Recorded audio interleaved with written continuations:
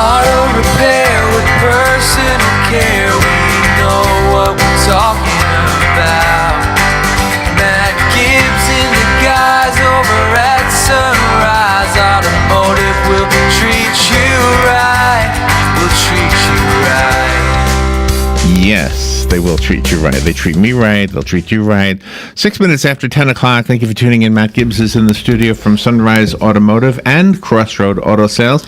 Two different businesses in the same location. If you're looking to buy a car, Crossroad Auto Sales is what you want to look for. If you're looking to have the current car you're driving fixed or maintained, Sunrise Automotive, same location, same people, just two different functions, two different business licenses. Am I right about that? Oh, yeah. Yeah? Good morning, Matt. How you doing? Good, Larry. How are you? Pretty good. It's 20 days till Christmas. Oh, goody. Do you have people coming in actually for Christmas gifts from Sunrise Automotive? No, I mean, gift certificates, maybe? We've done a couple gift certificates, and I know we talked about it before, but I just think it's probably one of the best ideas you can give anybody. right now a lot of people are coming in and getting ready to go on a trip and go see family and stuff like that. Yeah, it's been pretty wild. Is there anything like, I don't want to say jazzy, that sounds old, but like frivolous, you don't really need it, but it's just cool, like those lights under the car? Is there anything like that that's popular right now? A lot of the accessory stuff like that, there are accessory shops in town that do audio, video, lighting, and all that kind of stuff. And we typically stay away from that. Not that we want to stay away from it. It's just like our culture has always been get the car fixed, serviced, and repaired. Get it out the door. Get it in, get it out. I got to pick kids up at 3 o'clock today. Can you hurry up? Yeah, right. And every once in a while, someone will ask us, "Can we add this accessory or do this thing?" And the Nerf bars and the bed liners and all the other stuff that goes along with it. Right. But for the most part, we're just helping people, get to work, get the kids to school, pick them up. They got to go grocery shopping. That kind of thing. Yeah. No. Any way to improve the reception for like a radio? Or is it just in the radio itself? I should know this answer because I worked in radio. But I remember in the old days you could put a little thing on your antenna, but we don't even have antennas anymore. No, we have antennas. A lot of times, well, they're in the windshields and stuff like that. Yeah, I mean we don't have it on the outside. You can't add something to it. No, and to be honest with you, I think that the radio, the electronic equipment has gotten a lot better. Mm-hmm. You don't hear that staticky sound as much as you used to. When you had to dial and you had to fine tune the dial. Yeah, right. Now, if you want to go to 96.3, you go to 96.3. That's where we are today, isn't it? That's where we are. 96.3. And 1378. And 1378. Well, you might have a little bit of crackly going on the AM side. Why do they even still have AM? You're a radio guy. Why? Let's make this about you, Larry. Why is there still AM radio? I don't know the answer, but I don't know. I mean, AM can be heard at night, like farther away, so maybe that's why. I don't know. Huh. Really? I'm going to check it out, Larry. You know me. I'm a checker outer. Oh, you didn't know that? AM? Yeah, AM will travel at night because the sunlight somehow stops it. It only gets as far as the horizon in the daylight, really? But it'll go past the horizon at night. Yeah, FM stops at the horizon, period. Just goes out into outer space. Okay. Straight line. But AM alternates. That's why it's okay. A. Okay. Okay. All right. I'm with you. I'm feeling you. So how you doing? We're doing okay. And you said Joey's going to be racing in. Joey's become a part of this show, so I wanted to keep our listeners. He's going to be racing in January. Yes, he notified me yesterday that I don't know any of the dynamics behind it or anything, but he texted me and Mom yesterday and said that he will be running in the marathon at Disney. That's awesome. On January the 7th. Wow. Hey, I wanted to tell you something. We were invited by one of our guests to one of these animal rescue fundraising things that they had, and the lady who put it on owns a tiger, by the way. Okay, cool. She owns a tiger, and she also designed the awards. They had a car show there where people show off their old cars. So she designed the awards, and they're amazing. And she takes like pieces of cars and welds them together, and then they're painted with the beautiful finish like a car has. I guess somebody in town does that. So that in itself must be a whole world of science. Just how do you paint a car? Yeah, it's and paint, and just like everything else in a car, paint has come a long, long way in the last 15, 20 years. Oh, God, I got a New York story. Can I share this with you? Absolutely. All right. So I'm on, the world is a small place, isn't it? Yeah. So I'm on the train. Because remember, we took a train to New York, and then we had to take a train from New York City to Long Island. Okay. So we're on that stretch. We're on the Long Island stretch. Okay. So the train is packed. We had to stand, and so do these other people. So they could see we had suitcases. Oh, where are you visiting from? Florida. Oh, are you from here originally? Yeah, I'm from here originally. So where? And I tell him I'm from Merrick. Oh, I'm from Merrick, but I don't live there anymore. So he starts naming people, and one of the people we knew together, his father had one of those, a 1940s car way into the 80s. He had this old Ford 1940s car forever, and he said it had this ugly, ugly green paint job on it. And I said, oh, I did that paint job. And I swear I did. It was my friend's father's car, and everybody said they wanted to paint it, but he wanted to pay for it to be done normally. So his father gave us a brush and some green paint. I swear to you. No. And his friend and I painted the car with a brush. And so this guy remembered the paint job. And I would imagine he would remember that paint job. I was responsible for that. Isn't that funny? That is funny. How somebody could remember something so many years later. And I also broke the law with that same friend. He got a motorcycle. We went to see Easy Rider. This is before your time. And so he fell in love with the whole idea of motorcycles. So he was too young to ride a motorcycle, but he asked me, because I could do art, to paint him a fake New York State license plate for the back of it. And I did. I did a fake, and he rode it around. Nobody ever stopped him. So did you have to change the date every year for him? I didn't do it. I know. I think I just painted it one time. Who knows if it even looked good? It probably looked horrible. But yeah. So there's my my confession to the law. Is the statute of limitations over, you think? I don't know. I'm looking out for you, though, Larry. If I tell you to duck.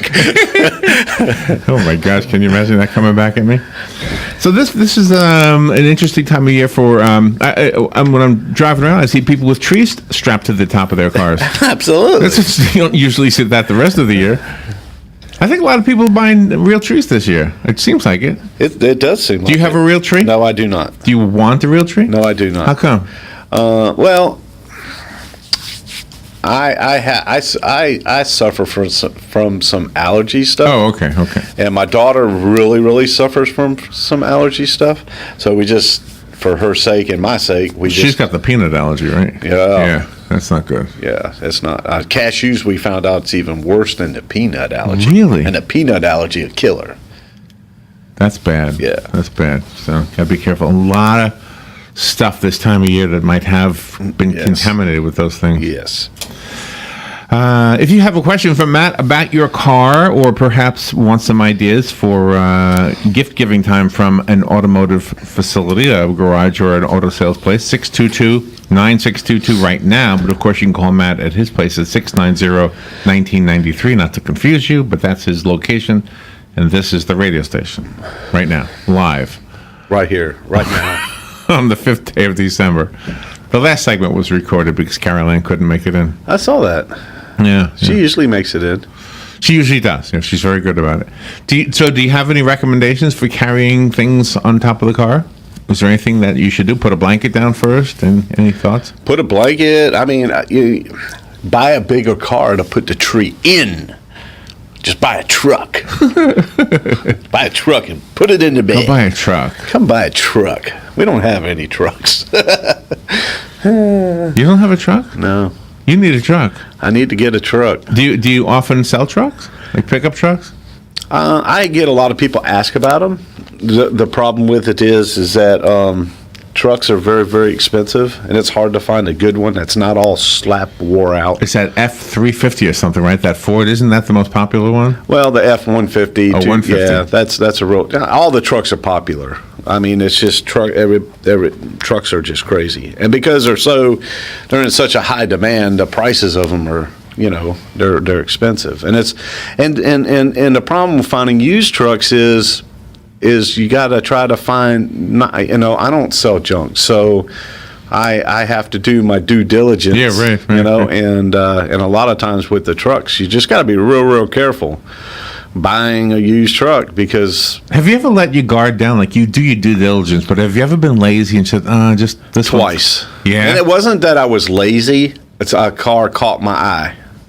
It was going through the auction, and it just caught my eye, and I didn't look at it prior to the auction starting, and I got burnt. I've been burned twice. Oh, because did they try to trick you? Did somebody? No, they didn't try to trick me at all. I mean, the cars are what they are. Just you let your guard down or something? Well, I just didn't for whatever reason, I didn't see it out in the auction yard, so I didn't have a chance to look at it and do what I do. And they just looked good, so I went up there and I bid on it, and I ended up buying it, and then I regretted the moment that I did that. Oh, no. Why, did you have to do a lot of work on it? Well, no, I got rid of it.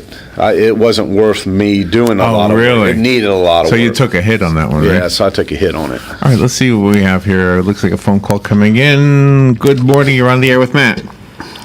Yeah, good morning, guys. Morning. Say, Matt, when you're at the auctions and if you see a real nice vehicle and it's a standard shift, would you avoid it because they're kind of hard to get rid of? Yes.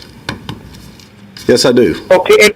Yeah, do you ever get a request for a standard shift? Every once in a while. It's not very often at all. Every once in a while. It's amazing. When I hire people, when they come in and interview, that's one of the questions I have to ask. Can you drive a standard shift? And you'd be surprised how many people cannot shift gears. Oh, yeah, I'm not surprised, actually. It's amazing. Well, I'm one of them. I think everybody should learn how to drive a car by shifting gears. Yeah. My son wants to, he's looking for another vehicle now, and he wants to have a standard shift because he thinks it's neat, he's a kid. And if he would come by you could you look for a car with a standard shift for him if he requests that? Absolutely. Okay. There's not that many standard shift cars used around anymore, huh? Well, they are out there. It's like you say, though, there's not as many, so you're going to have to go looking for that car. It's not like you go out to the auction, there could be 300 cars, and there might be 15 of them that have, a standard transmission. Yeah, if you go to a dealership and let's say order a brand new car and you want it standard shift, would that be more expensive than an automatic, or about the same? No, it'd actually be less expensive. It'd be cheaper. Can you get a better gas mileage with a standard shift? Yeah, I think you can. So that's probably one of the reasons people require it or like it, huh? Well, I think, there's, a lot of the muscle cars like the Challengers and the Camaros and Mustangs, they still make those readily available in standard shift because it's a performance thing. And the old, back in the old days, the old Corvette, if it was an automatic, it was the woman's version of the Corvette. Oh, really? And the standard transmission was the man's version. Oh, yeah. When it comes to repairing or replacing, standard shifts cheaper to work with than the automatic? It can be. If you have to rebuild an automatic transmission, it's going to be way more expensive but here's the deal. You still have to replace the clutch in so many miles and pressure plates and throwout bearings and all the things that always went wrong with a standard transmission still is still an issue today. So there are components inside a standard transmission that are going to wear out. Just like your brakes Yeah. are going to wear out. Where, I've known people that have had their car from brand new and have got 200,000 miles on it, and they've never replaced, a transmission. They've serviced their transmission, but they've never replaced it. So, it just depends on what happens at that time. Okay. In my younger days when I was dating, that's a long time ago, I met a girl, and we went on a date. Of course, I didn't have a car at the time, and she borrowed her father's car, and I come over to get her, and we went out in the garage, and I got in the thing, and the dang thing was a standard shift, and I didn't know what to do, and she was kind of directing me and stuff, but this is a whole different program, how I drove that car that night, because it was a joke, and I'm surprised I didn't wreck the car, but I got around, but after that, I never touched one again. Yeah, did y'all have a second date after that? We dated again, but not using that car. That's funny. Okay, thanks a lot, guys. Thank you, Hugh. Thank you. Good story. There, every once in a while, there's a story in the news about somebody who is the victim of an attempted car theft, and then the thieves can't drive it because it's standard. I'm sure you've seen those stories. Have you ever had somebody say, "I want a standard because thieves don't know how to drive them"? No one's ever said that to me. No. I had a girlfriend story too. She wanted to buy a Toyota something Corolla maybe. Okay. This was like in the late 70s, and she insisted on getting a standard. I don't know why, and she couldn't drive it, and she was so annoyed with herself. And you know how women don't like men to explain things to them? Don't be mansplaining to me. I said, "Do you want me to drive it until you learn how?" And no, I can do it. And it was right. It was right on 200 here. So, and she couldn't get out of the dealership. And then I said, "Well, let me just drive it, and I'll show you. We'll go someplace that's empty, like Rainbow Lakes Estates, where there's no traffic at all." Did you teach her how to drive? I did teach her. Yeah. And we are ready for the next call. Good morning. You're on the air with Matt. Good morning, Matt. Sonny calling. Hey, Sonny. I learned how to drive on a 1950 Plymouth, and basically, that was the standard Plymouth. That's all you had was stick shift, unless, of course, you got a better Chrysler product with that, I don't know what it was, a fluid clutch. You still had to basically shift, but you could leave it in second gear and ride around. But to me, after I got my job, after getting out of the Navy, I had to drive all kinds of vehicles. They had large trucks that were strictly standard, well, not really standard transmissions, but they were shifted, and you had to, first and second gear, and sometimes reversed, were totally opposite positions depending on the truck you were driving in. But, to me, I think you should know how to drive a stick shift just in case. But anyway, that's great hearing and talking about this stuff. Have a good day, everybody. You too, buddy. Do you know when we were in New York, we were in an Uber car, and the guy had a device on his visor or on his windshield. I can't remember now, and it was beeping as he got really, really close to the cars in front of us. And I was sitting in front, so I said to him, "What is that? Like a device that tells you you're too close?" He said, "Yeah." So we were just ignoring it, just beeping, beeping, beeping. Yeah. So you don't have to have it built into the car. You can actually buy a little device. Oh, huh? I'm sure you can buy all kinds of stuff.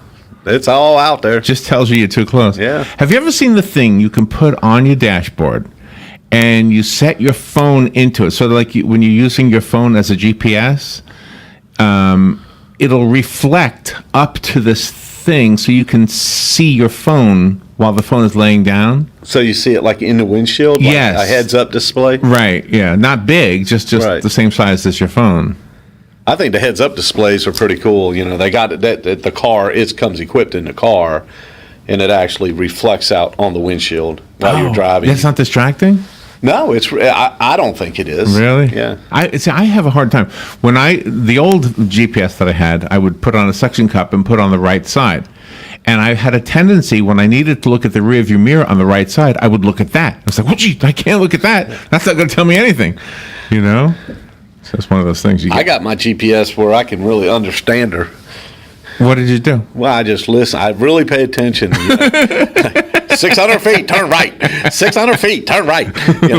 Oh, really? Yeah. So I want to be able to change my voice on mine. I think you can. I've heard that too. I haven't figured out how to do it yet. So my dad had a story about a stick shift. Can I tell you this one? I hope I haven't shared this with you. He actually told me this story on the radio show. He called in to tell this. We were doing a Veterans Day thing. Anyway, he was in World War II. He was in a tank. He was the driver of the tank. And they were being fired upon by the enemy. Germans, I guess. Okay? And he couldn't get it to go fast. He couldn't. So it was revving and revving and revving. And what's happening is it's kicking up all this dust and smoke. And so, his words, they couldn't get a bean on him. I guess they couldn't aim at the tank because they couldn't see it because of all the smoke. Well, when all was said and done, I guess the other people were shooting at them and got rid of them. And now the dust settles down. He can look, and there was a beer bottle stuck in the gears. It was, I guess, right there. I guess you could see it. And so I said, well, that sounds like a God moment. That sounds like God put a beer bottle there just to save your lives. And he said, yeah, I often thought that, because it was causing all this dust to pick up smoke or dust. Isn't that a great story? Yeah, that really is. Yeah, I wouldn't be here. No, you wouldn't. If those guys had blew up that tank, that would have been, somebody else would be sitting here talking to you. Wow. Probably Dan. That's, my dad was in the Korean War. Uh-huh. And he was the only survivor out of his entire platoon. Oh my gosh. What happened? They all died. I mean, from one single attack? No, I think just from. Oh, in the course of the war? Yeah. Oh, wow. He was the only living survivor from his entire platoon. Isn't that amazing? Is he still around? No, he passed away a few years ago. Yeah. Wow, it's amazing.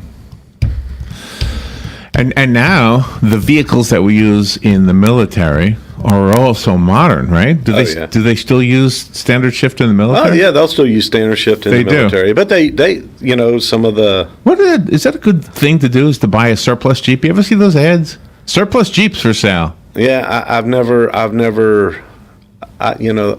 just never investigated that. It looks like a cool vehicle to own, like a military Jeep. We here in Ocala, there was a company here called Carolina Growler that was actually making they were kind of like a Humvee type vehicle for the military, and they also made